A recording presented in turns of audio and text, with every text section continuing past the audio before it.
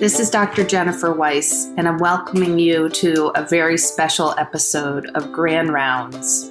We're still in Season 1, Purpose and Resilience in a Pandemic. And my sister, Dr. Leah Weiss, and I are welcoming today two other doctors, the Drs. Sloan. Dr. Sonya Sloan is an orthopedic surgeon, author, speaker, entrepreneur, and nonprofit founder. Her husband, Dr. Timothy Sloan, is the senior pastor of the Luke Church. He's author of Stand, he's a speaker, he's a social activist. This couple is beyond words. The inspiration that they embody going through their lives every day in Houston, Texas, guiding their 3 children through life. I'm so excited to share with you their thoughts this weekend of September 25th. 2020 was so much going on around us. We were so lucky to catch up with them and to hear their inspiring words. I am so excited about this. Yay! He was just trying to make sure. He was like, okay, so what angle? I'm not medical. Why did she have me? I said, I think our show is sort of it's a grand rounds of like life and like you got general. it. Yes.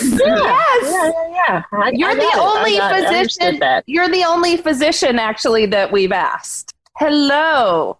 Okay. So I will kind of go back and introduce myself just very briefly because you know who I am. I'm a pediatric orthopedist, but my interest in the last 5 years has become kind of advocating for physicians and for the wellness that I think has been underplayed for our entire careers, which then delved into what my sister is an expert in. And I will let her introduce herself and kind of explain our intersection. Well, I don't know about claiming expertise, but I will claim interest in, one of the reasons, Tim, that I was so excited to have this conversation. My kind of learning trajectory grew out of theology and interreligious studies. And really, I'm passionate about this question of how can religion be taken instead of as a polarizing force, but as a way to catalyze mutual shared interest in so many important questions in our world. And I'm a very unlikely candidate to be teaching at a business school, which is where I've ended up. At my 15th undergraduate reunion, I also went to Stanford as an undergrad where I teach now. More than one person came up to me and was like, you are literally the least likely person to be teaching at the B school, like of our entire thousands of people. Because I was studying Buddhist studies and all this. But anyway, this question of coming back to like the theme of the podcast of grand rounds, borrowing on the medical metaphor, but can we all pause and think from a bigger frame about what we're doing? And you seemed like such an incredible, when Jennifer and I were brainstorming about people to bring on, the combination of the two of you was so compelling. So we're really happy to hang out with you and talk about some of these big topics. One of the questions, if it's okay to maybe start with, so people who will listen can get a feel for what you do with your time before we get into the meta questions. How did each of you and even before you do that, I'm going to tell you, we are going to do kind of an intro bio, like formal introduction of who you are. And maybe if we could just get you to each give us like the elevator speech version of your introduction, knowing that we'll go deeper for you before we launch into. Is that okay? Sorry to interrupt you, Leah. Yeah. So if you want to give us we will do the proper justice to your bios and but not take your time to read through all of that. Give us, the elevator pitch version of what you do and then like what for each of you a typical day looks like these days in the context of COVID and whatnot. Mm-hmm. So I'm Dr. Sonya Sloan. I'm an orthopedic surgeon by trade. I'm a traveling doctor. I'm working currently on the Navajo Nation Reservation in New Mexico. But other than that, I'm a First Lady of the Luke Church, a mega church in North Houston. the wife of Dr. Timothy Sloan. I'm an author, The Rules of Medicine, a book, a philanthropist, and we give back. We've built a medical clinic in Haiti, as well as we have a program called Sloan STEM+Arts, which is an initiative specifically with our church to help minorities get into STEM, guaranteeing longevity and sustainability in the future. I'm a mom of 3, and so therefore during COVID, as you can see, or at least for our listeners, I'm actually in my car, and Grand Rounds is driving and dropping kids off all day, basically, now that we're starting to mobilize back into some sense of normalcy. We still have some virtual schooling, but at the same time, kids are going to dance and other activities. And so my husband's at home with one child, and I'm dropping off the other, and I'm going to pick up another. So yeah, life is starting to hopefully start looking a little bit the new norm, if you will. Well, I'm Dr. Timothy Sloan. I pastor the Luke Church in Humble, Texas. We're a 5,000 member congregation. I've been pastoring there for 18 years now. It wasn't what I set out to do, but it's certainly a place where I'm grateful to be in this season of my life. Our ministry really kind of meets the needs of the entire greater Houston area, but has stretched now considerably when you consider COVID and the fact that we've gone from a pretty physically intimate congregation to now strictly virtual. And our reach now stretches, from as far as California to New York and now into many different countries. And so for us, COVID has changed our life, but it's also opened the door to a lot of wonderful opportunities. And I'm sure we'll dig into a lot of those today, but the most important which is our family strength. Speaking of your family strength, and I apologize, I got like a little teary with hearing all the stuff that you've done all in one place out of your mouth, so that I'm taking a breath.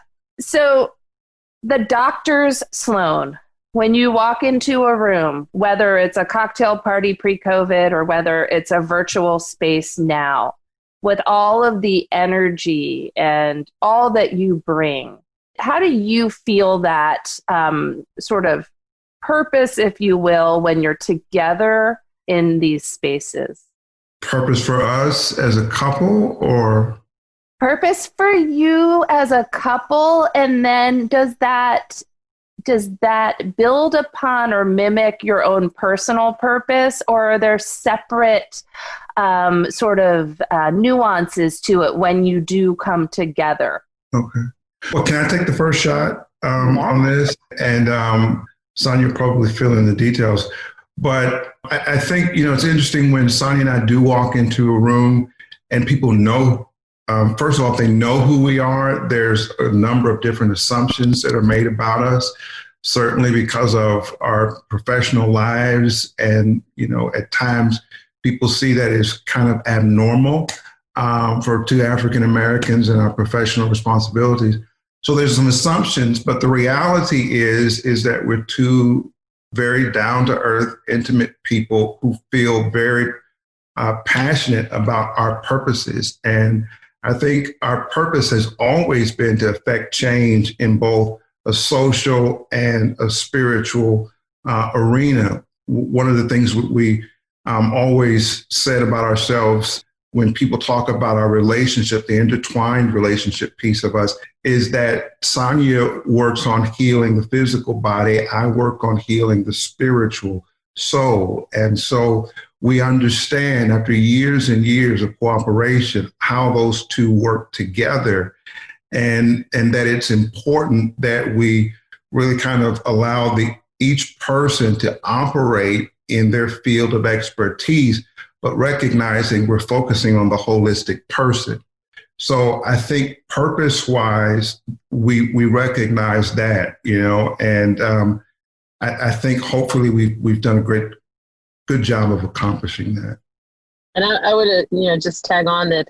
I think when we came together, it was, the dynamic duo of, the spiritual side, and then I'm the physical medicine, and and we're both spiritual together and trying to connect. And at this point, though, it's like once we finish the degrees and now you have the child in the house and we've the dog and, all those things, it's about legacy now for us. We're getting closer to the the 50 side. And it's really about, if we die today, what would be the impact? What are we leaving behind? Not just for our kids, but what is our life reflect, and so that legacy living is what I call it specifically. Even in the last chapter of my book, I call it the pay it forward, the whole thing of how can you give back, not just in, your community and everything that you do, but that it's going to have a lasting impact. And so for both Tim and I, it's a daily thing. It's like everything we do, it's like it has to be impactful in some way for our family, but also community and impactful for the world at some point. How has COVID changed your day-to-day, and in what ways has it influenced how you think about your purpose, challenges, or learnings that you can share with us and the listeners?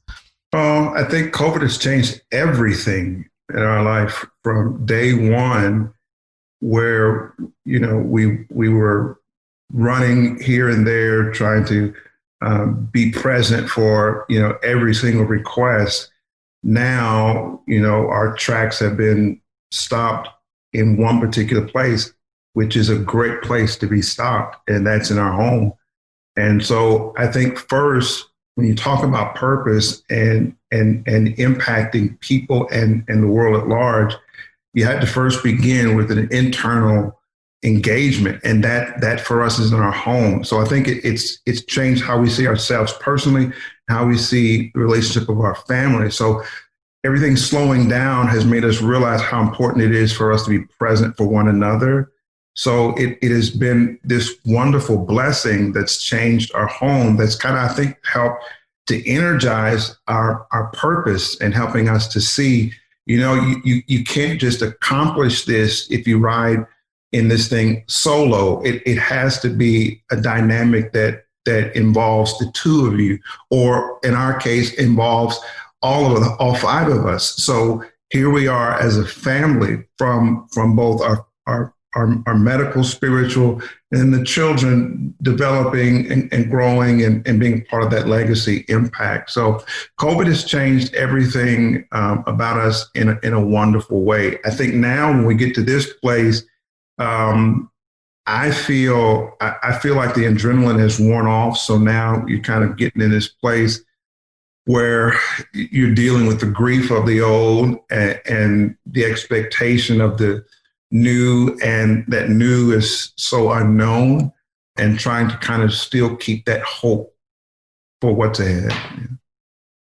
I don't think we could have definitely never have expected or predicted COVID and how it's impacted the world. But for our family and me specifically, and definitely our kids, I think it has, he alluded to it, that it's been probably one of the best things that happened to us. It was a time for us to shut down. We left Mexico on spring break and came home, and then got everything shut down.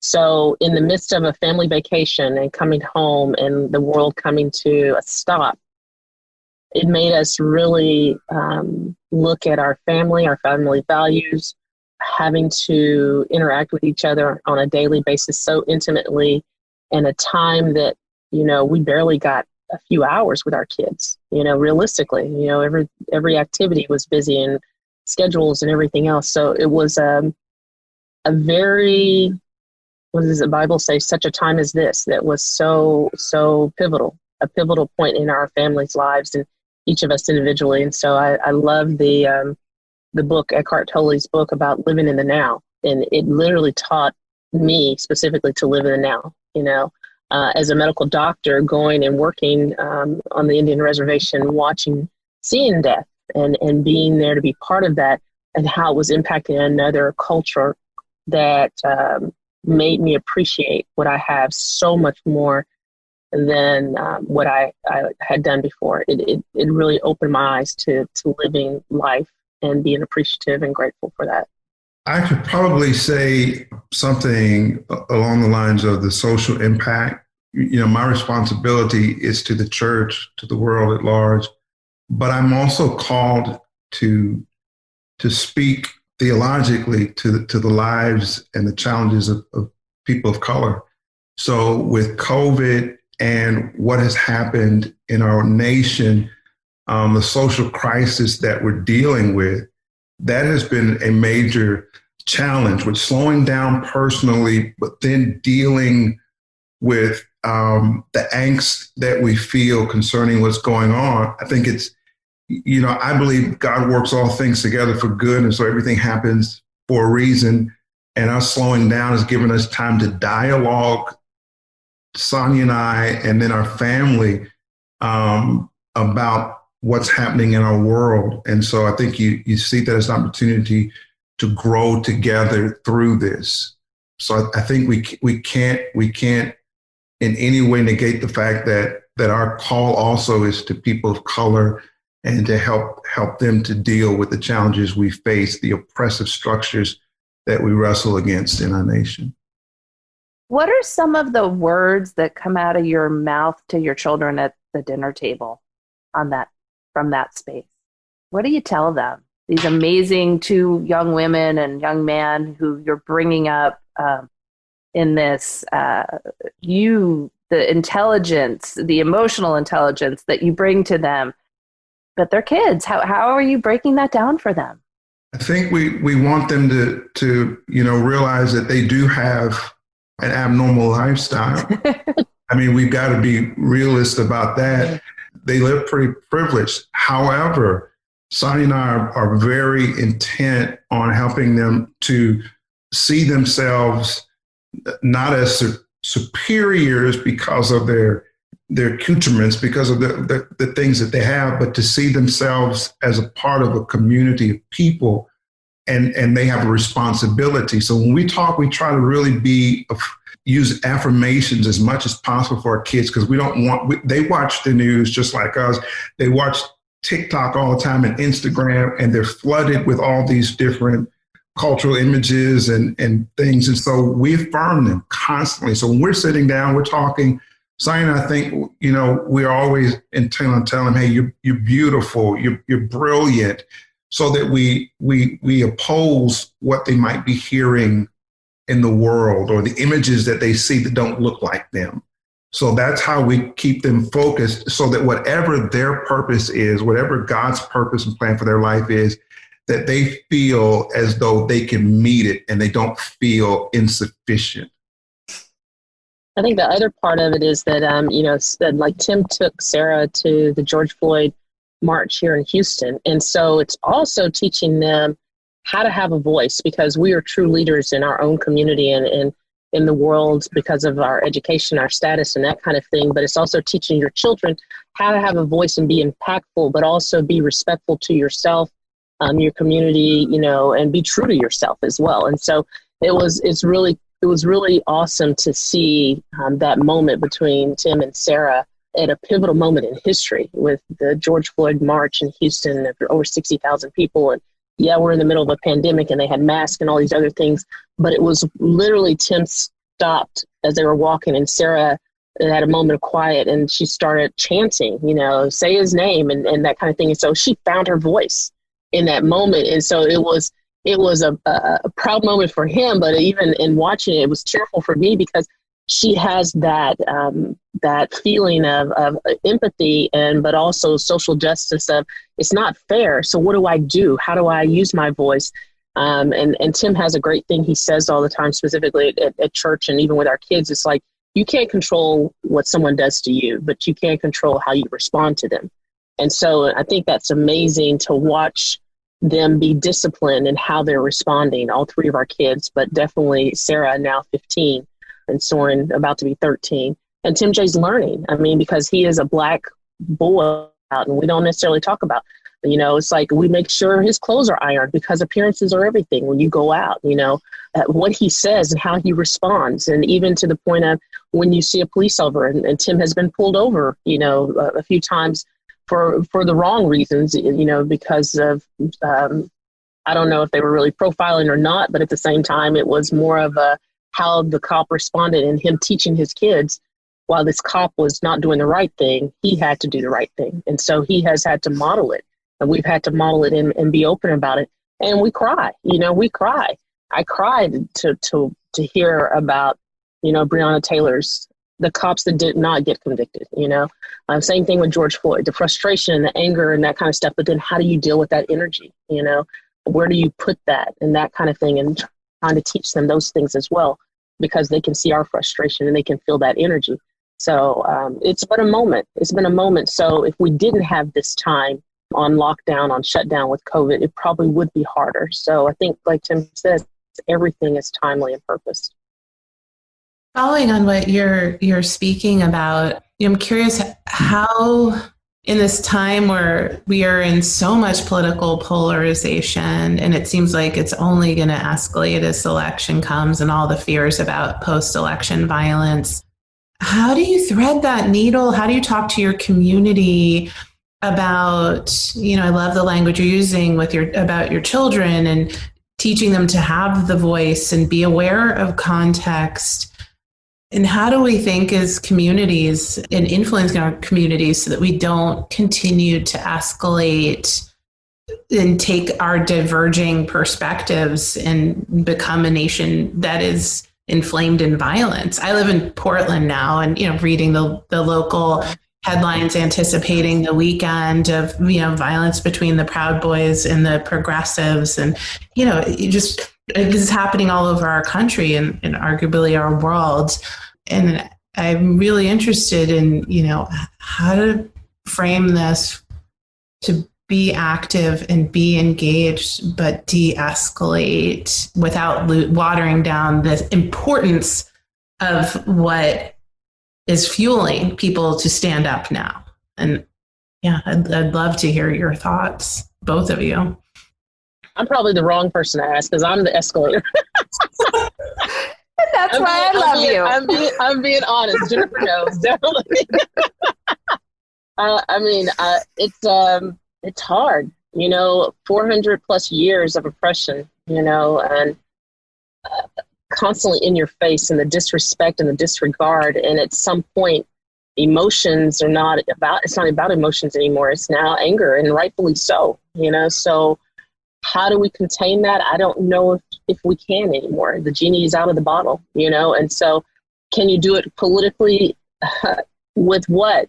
Someone who is basically the head of a country that's telling people it's okay to, yeah. So I'm probably the wrong person to answer this one, because I'm all in of like, let's make a change, and whatever that takes, the small things that we're doing right now. And even Tim sort of charged me, and Jennifer, you may know, like with Ruth Jackson, Orthopedic Society, I came for them when they made their letter or their statement. I'm like, this is a little too late and very superficial, and it's a girls club, a white girls club. So why should we be a part of this? But Tim was like, if you're going to criticize, can you also be part of the solution and help? And so a lot of what Black America is like, we're tired of helping. My God, we've helped over and over and over again. And how many more meetings can we have? And how many times can we spell it out for you? And so therefore, why do I have to hold your hand through this? Get it already. And so that's part of the frustration. But at the same time, the part of the leadership as well as the Christian responsibility is be part of the solution too. And so being part of some of these boards and being part of some of these meetings and discussions and having a seat at the table to be part of the change. So yeah, both sides. Well, I think Sonya's voice echoes a big part of this movement now, and that's the trauma that people of color feel.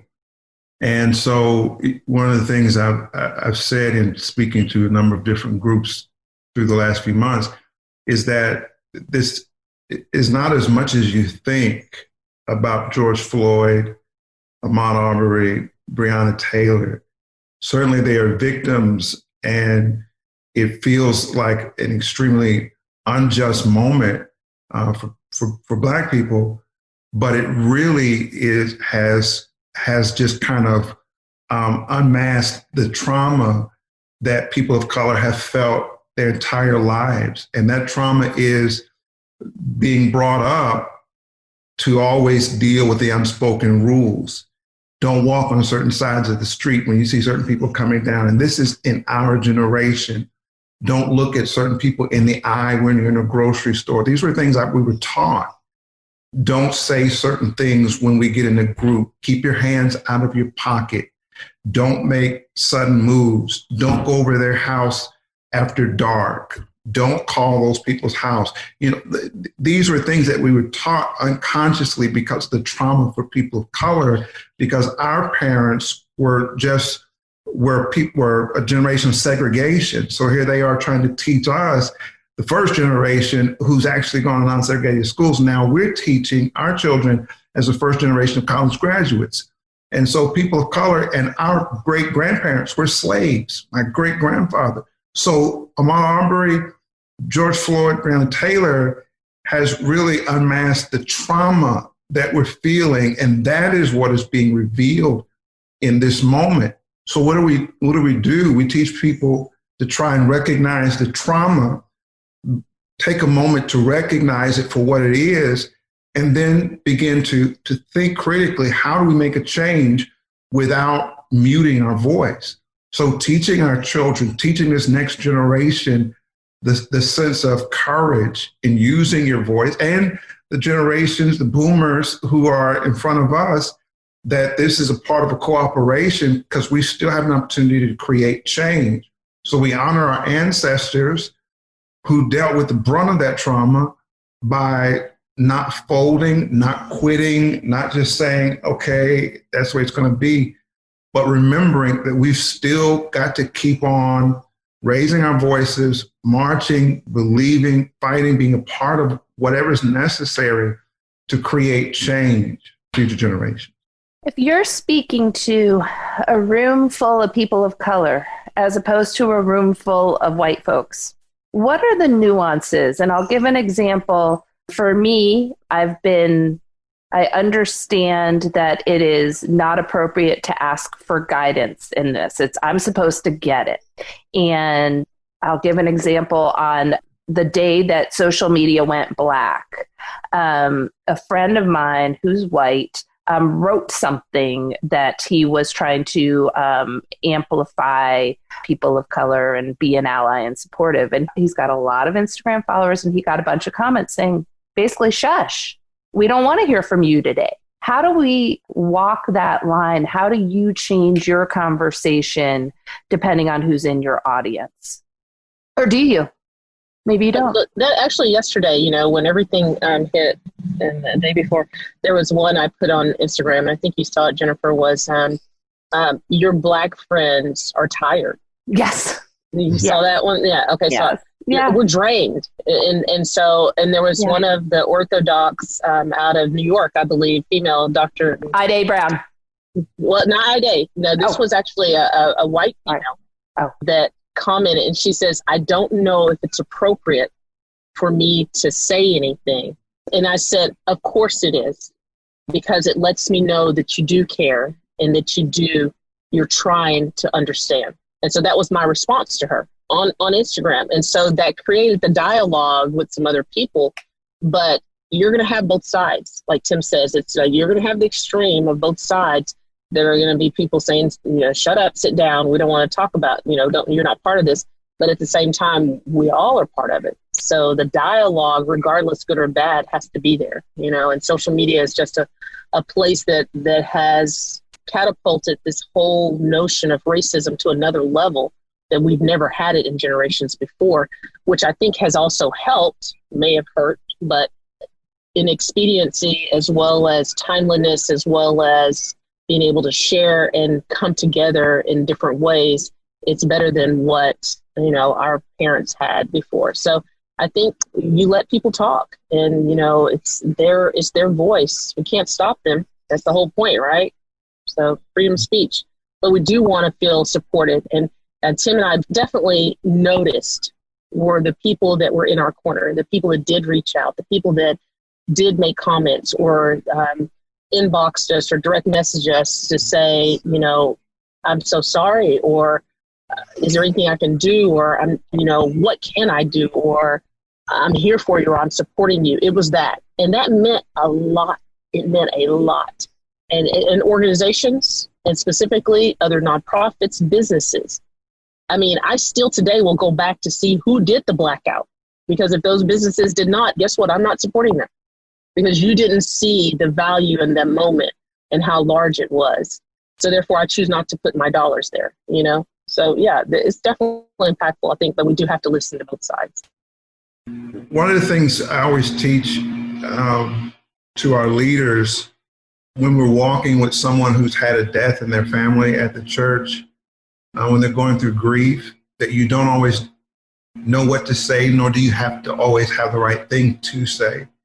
So I try to teach the leaders the most important ministry responsibility you have is to be present. And so sometimes just go and sit with the family. That's what we teach. Sit with the family. Don't force yourself to have to say something. Just be there, empathize with them, hug if they need, give them the space, but let them know you're present, you're there. I think it's the same construct now that you're dealing with, because people of color, Black people, are in a grieving process.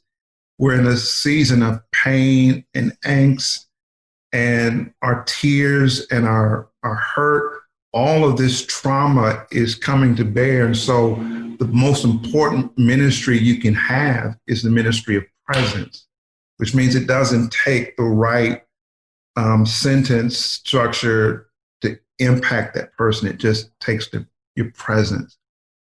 So if I was in a group of people, African Americans, people of color who are dealing with it, I'm going to probably talk in a tone that affirms the pain and the hurt, that gives voice to what they want to say, what they feel, but can't actually express. And so that's when I preach. I do talk about the pain and the angst and the hurt, but also from a liberated perspective. Hey, it won't last forever. Things will change. It's the hope that everybody wants, of course, right? And so in the past, I have muted also my tone when it's a mixed audience. And I think what's happened now, and a lot of it's influenced on my spouse and the context of where we live in, is that I've unmuted that. And so I really have changed in the course of the last, I think, 12 months, 24 months, to where I'm not as, I don't mute my voice. I don't temper what I need to say as much anymore. I speak the truth, the reality. I mean, that's a prophetic responsibility, right? To speak truth to power, to talk about the pain and the angst, and the responsibility that all of us have, rather than letting people off the hook. What will you be preaching about this Sunday? What Sunday? Well, this Sunday I don't have to preach, interestingly enough. We had a pre-planned, day for young adults. However, if I was preaching, and, there have been times where we've had things like this happen. When the George Floyd happened, I changed, though we were in a series, I changed what I was preaching, because you have to speak to that immediate pain and that hurt. So in this moment, I would probably talk about the grief, and give voice to the hurt and the pain that people feel with the reality that no one's being held responsible for the death of this woman. And so my people in our congregation, those who are going to be tuned in, are probably feeling a real kindred spirit connection to Breonna's mother and family, and feeling that could be my daughter or that my mom or so forth. So I would talk about grief. I would talk about your voice, the kind of things we've talked about today, and the kind of, not really giving up your hope. And the importance of our faith in this moment. Our responsibility is to God, first and foremost. I'm taking a deep breath, because I see why you are the person that has grown this church to where it is, and I'm really I'm experiencing that. You've talked a little bit, both of you, about, you haven't necessarily used the word, but I'll use it, mentorship. You're both leading leaders, and you're also leading, kids. You're leading people of all ages. Tell me about how you're mentoring in 2020. What has changed with the escalation of all that's going on racially, what has changed with COVID with your mentorship? Or has it? Maybe it hasn't. I mean, other than being online, that's definitely, it's amazing. I had an organization called Me, and we motivating and empowering women to excel that was specifically with women entrepreneurs, helping it shadowed the church's foundation of economic and spiritual and health awareness. But one of the things now, because of COVID, I've started a thing called Next Level, which is specifically just individual women needing almost like a mentorship to say, how do I do this business? How do I stay on top of things? That kind of thing. And then the book, The Rules of Medicine, I had just finished at Howard University with the American Women's Association, Medical Women's Association, and the ortho group of women that were going in to mentor them in the sense of telling them our story of where we've been and how we did it, and that you can do it. I just look at your poster behind you, you can do it, it's that. But a lot of people, like Tim said, we're just real, and people just want to see the realness of, like, they see themselves in us. So therefore it's easier to say I can succeed, I can, excel if, just by talking to saying, how did you get through it? And, one of the things I talk about specifically with my mentees is having the strategic game plan. Tim and I are pulled on so many different levels on, someone always has a platform that they want you to be associated with or put you on a board or put you on something like that. And so, a few years ago, I specifically was like, if it's not, health awareness or orthopedics, if it's not STEM, specifically for minority students, and it has nothing to do with my kids or my family or my church or the book, I'm good. It doesn't involve me, so it's like you have to at some point put some boundaries down. And so I try to teach that to my mentees that put your boundaries. And Tim taught it to me a long time ago when he was with a different organization, Interfaith Ministries, was mission. Your mission, don't have a mission drift. So whatever your mission is in life, and I think everyone should have one. Mine is about paying it forward and leaving legacy. Make sure you don't have that mission drift, because you can get pulled in so many different directions. And so I don't care who you are or what you're doing, it's staying true to that in yourself. Yeah. Yeah. For me, I've had a couple different mentors. Weren't exactly me intentionally seeking them out, but just kind of privileged to cross paths, and they've been extremely influential in my life. I think that, I in fact kind of lament the fact that maybe I didn't use that access as much as I should have and could have to kind of help my development. So that kind of impacts, my relationships now and my engagement with people who I get the opportunity to impact their life. In this season, I've kind of shifted to where my mind, I guess it's maturity, I guess it's growth, to where it's like in the second half, I feel like I'm almost at the second half. I'm not 50 yet, but I'm almost feeling like I'm at the second half. And so you're thinking that I want to be present and I want to help pour into them. So, I'm doing much more of the cold calls to them, to people who I feel are part of my life, checking in on some of the people who've been a part of our ministry who are now pastoring, just calling every now and then to see how they're doing, to talk about how they're dealing with certain challenges, just so I can offer kind of a different voice perspective if they want it, But I think just being available is a big piece to being effective mentors, is your availability, so. One other question for each of you. I'm curious what rituals you have in your daily life, if there's something or things that you lean on that anchor you and your purpose, and if you could share what those are, and maybe you will inspire our listeners to cultivate and refine their own rituals. Peloton. I was telling Jennifer that you're at your 100th. Yeah. In fact, when we get done, I'm going to take my 100th ride. I told you, Jennifer. I'm going to jump on. At 4 p.m., I'm taking my 100th I'm on. ride today with Robin. I'm on.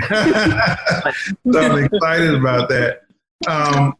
But that's a big piece. Now, that's a big piece ritually for me because of my health and recognizing how important that is to me mentally and emotionally staying balanced. And so I've been through enough in life to know that will impact everything. There's a downward spiral if I'm not attentive to my health. So that is actually part of my ritual.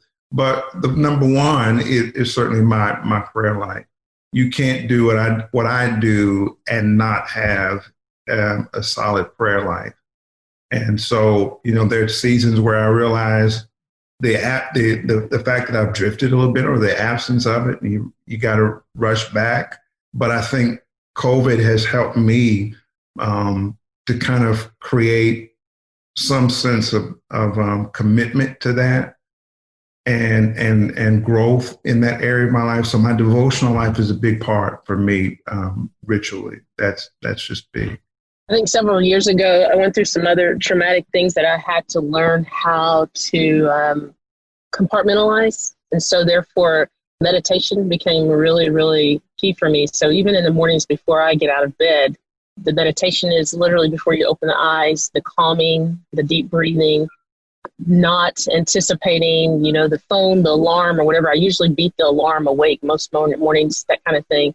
And it's in that stillness of just realizing how small you are, and then when I get up, it's more of a routine, like definitely through COVID, it has to be routine because, there was days that we just went aimlessly walking through, not accomplishing anything, which I guess was needed as well, just to woosah, if you will, just to let things, go. But the meditation spiritually for us, Tim is our prayer person. He is the prayer in our house over our kids each night, that kind of thing. And I think my prayer life is different. My prayer life is the small prayers. I'm one of those people. I'm like, okay, God, fix it.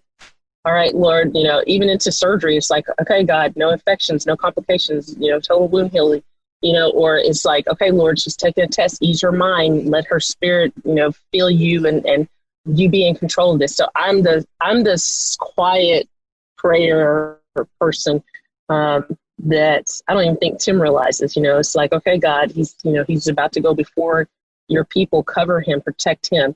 And so I'm the behind the scenes prayer, I guess, person, Nature has been a huge thing for me. Like I love nature. Like it's one of those, I can sit outside, I can be outside.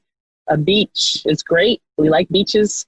But we have a beautiful backyard. We just finished a pool. And so that just being outside and being at peace and being at quiet is a huge piece for me too. And then music is my solace. I love all kinds of music. And definitely through COVID, I've ventured into different genres. So I think I've had a mixture of different things that have gained more since COVID, but have always been there.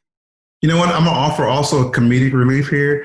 Lord. I really do have a ritual, kid you not, that, I gravitate towards TV episodes every single night. Every night. Before going to bed, I watch at least an episode of the sitcom Good Times. Good Times. But he also loves Martin. Martin and Sanford and Son. And Sanford and Son, too. So much of my life is about dealing with the unknown, helping people face the unexpected, that I love having the familiarity of knowing what's next kind of, and those episodic moments in life. So I've always loved TV sitcoms. He laughs so hard. It's hilarious just to watch him laugh, even though he's seen it. And you know what's coming next. Times, yeah. He laughs like it's brand new. And it's so funny to watch him laugh. That is awesome. You guys, this time together is it's brought me back in years. It's brought me forward in years. I'm just so grateful that you've given us your time today. I wasn't anticipating that I was going to cry 4 times, but I did. I'm just really, really thankful that you guys exist. I'm really blown away that I get to know you, and just huge thanks for being with us.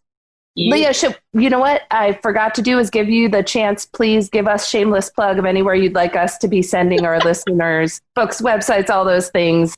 Well, on Instagram and Twitter, I'm at Timothy Sloan, and at Facebook, I'm at Timothy W. Sloan. So I spend a lot of time on Instagram. Yeah. And there's that little church place, right? That little church place that we can. Yeah, at the Luke Church.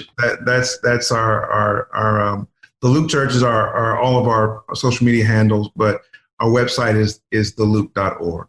And I'm SonyaSloanMD.com and Sonya Sloan MD on Twitter, Instagram, and Facebook. I am Sonya Sloan MD.